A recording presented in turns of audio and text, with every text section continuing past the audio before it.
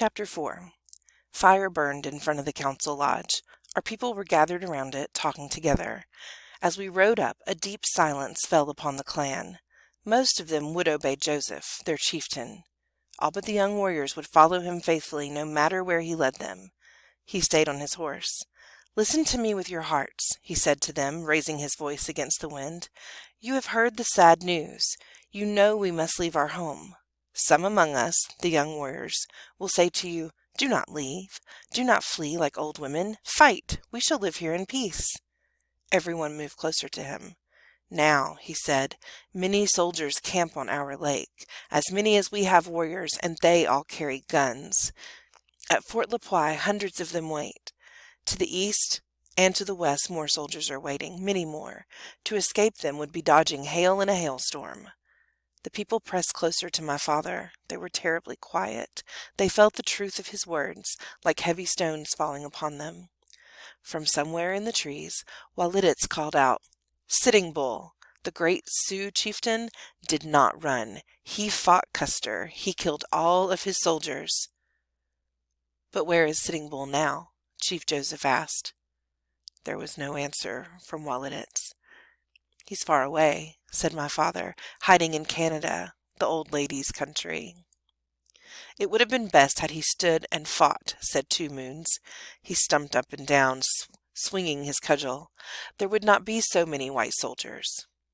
"But there are too many white soldiers. So many we must go," my father said. Olicote, my uncle, and the best of the warriors nodded. "You speak the truth," he said. He picked up a cherry wood bow. "This bow looks strong," he said, "but it cannot stand against someone stronger." With a quick movement of his massive hands, he snapped the bow in two. My father held up his hand. "In 10 suns we leave Wallowa. Make bundles of all you value. We will not return, not for a long time. What you leave behind, white scavengers will steal." My mother looked sad. In a few weeks she would have a child. She wanted her child to be born in our land of wandering waters. Many times she had said this. At my father's word she sighed once, a deep sigh, but she made no protest. The people waited for my father to say more. When he was silent, they wandered off to the lodge. I heard no cries and no weeping. They had swallowed their tears. A moon came up and the wind faded away. It was a time for love songs, but there were no sweet songs, only the beat of drums. Before I went to bed, I talked to Swan Necklace. The redcoats had gone, and he was guarding their horses in front of his father's lodge. "You have heard Chief Joseph speak," I said. "Where do you stand?" "I go with Red Moccasin Tops and Walititz," he said bravely. "You guard their horses, but where are your weapons?" "It is important to guard their horses, and I have a knife." "But you do not carry it. It is hidden in the lodge." "Why is it not in your belt?" "I forgot to put it in my belt." "It is dangerous to ride around without a weapon. You are no longer a painter of pictures. You're a fighter against those who want to kill you."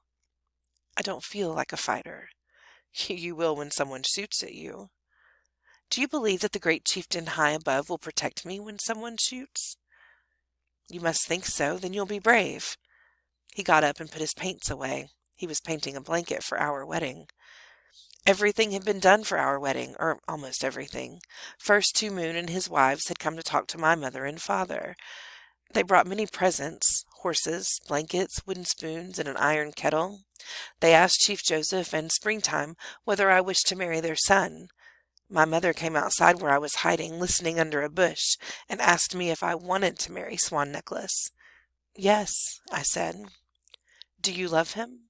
"Since longer than I can remember," I said. There was more to do before the wedding could take place.